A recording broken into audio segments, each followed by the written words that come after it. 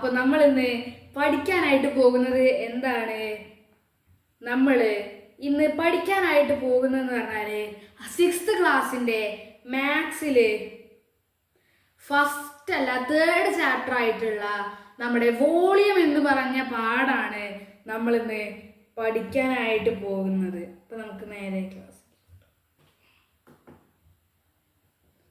അപ്പോ നോക്കുകയാണെന്നുണ്ടെങ്കിൽ ഇതാ വോളിയം നമ്മുടെ സുന്ദരമായിട്ടുള്ള നമ്മുടെ പാഠത്തിന്റെ പേരൊക്കെ ഇവിടെ കൊടുത്തിട്ടുണ്ട്. അപ്പൊ നേരെ നമുക്ക് പോയോക്കാം.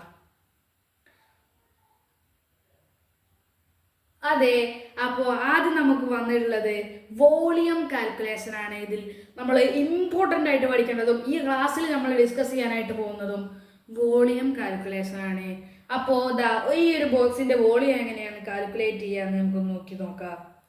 അപ്പോൾ നമ്മൾ ആദ്യം ഈ ബോക്സിനെ ഓരോ 1 സെന്റിമീറ്റർ നീളവും വീതിയും കട്ടിയുമുള്ള ഭാഗങ്ങളാക്കി മാറ്റുകയാണെന്നുണ്ടെങ്കിൽ എങ്ങനെ വരിക? ഇതുപോലെ ഇങ്ങനെ 5 എണ്ണം ഇതുപോലെ വരും. 1 2 എണ്ണമായിട്ടുണ്ട്. ഇപ്പോൾ ഇതുപോലത്തെ മൊത്തം 5 എണ്ണം വരും.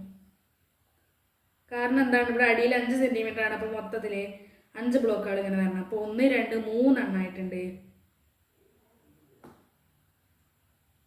4 5 എണ്ണമായിട്ടുണ്ട്. ഇനി ഇവിടുന്ന് ഇപ്പുറത്തുനിന്ന് 3 സെന്റിമീറ്റർ ആണ് വരുന്നത് അല്ലേ? 3 സെന്റിമീറ്റർ ആണ്. അപ്പൊ ഇതിനെ ഇങ്ങോട്ട് 3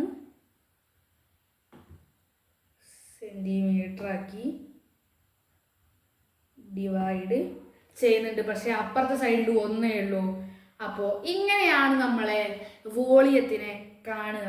പക്ഷേ ഒന്നും ചെയ്യേണ്ട ആവശ്യമില്ല. നമ്മൾക്ക് വോളിയം കണ്ടെത്താനായിട്ട് ഏറ്റവും സിമ്പിളായിട്ടൊരു വഴിയുണ്ട്.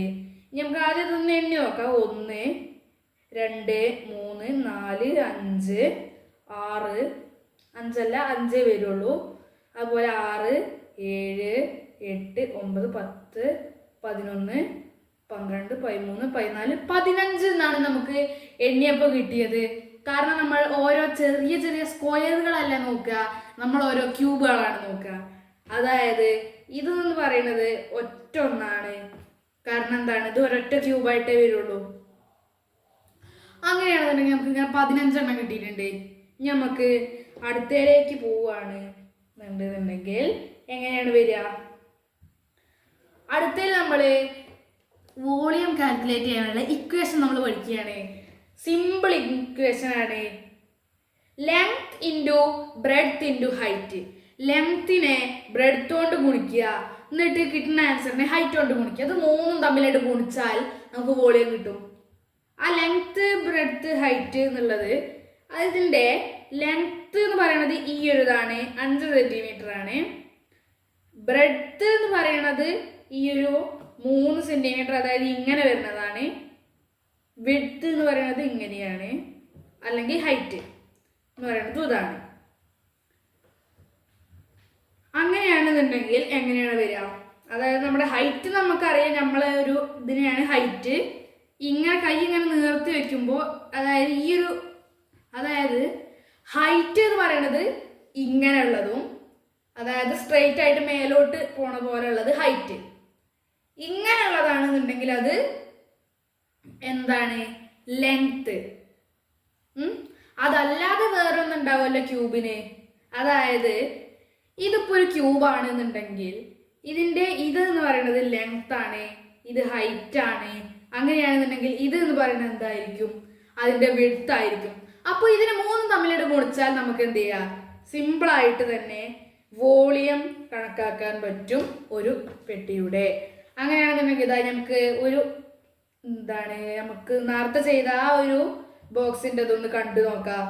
Length into breadth into height ആണ് നമ്മുടെ ഇക്വേഷൻ. അപ്പോ ലെങ്ത് എന്ന് പറയുന്നത് എത്രയാണ്? 5 ആണ്. 5 ആണ്. പിന്നെ 5 ഇൻറ്റു പിന്നെ 3 വരുന്നുണ്ടല്ലേ, 3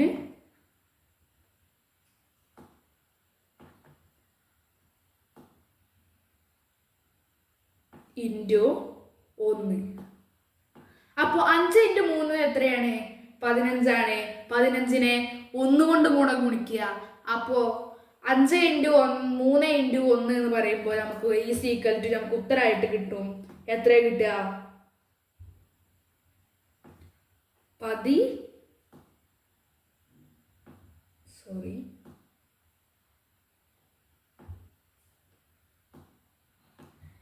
ഇത് നമ്മുടെ ടച്ച് കുറച്ച് പ്രശ്നമുണ്ട്, അതുകൊണ്ടാണ് നമുക്ക് 15 എന്ന് ഉത്തരം കിട്ടും. അങ്ങനെയാണ് നമ്മൾ വോളിയം കണക്കാക്കുക. അപ്പോൾ ഇതന്നെയാണ് നമ്മൾ ഇവിടെ പറയുന്നതും. ലെങ്ത്, അതായത് length into breadth into height ചെയ്ത് കഴിഞ്ഞാൽ നമുക്ക് വോളിയം കാൽക്കുലേഷനായി. അതായത് നമുക്ക് ഏത് 3 അളവുകളാണ് തന്നിട്ടുള്ളത് അതിനെ സിമ്പിളായിട്ട് അതിനെ 3 തമ്മിൽ അങ്ങോട്ട് ഗുണിക്കുക. അത്രയേ ഉള്ളൂ. സിമ്പിളായി നമുക്ക് വോളിയം നമുക്ക് കണക്കാക്കാൻ പറ്റും. അപ്പോൾ നമ്മൾ പെട്ടെന്ന് ആലോചിച്ച് വയ്ക്കുക, length into breadth into height എന്തായി? വോളിയമായി.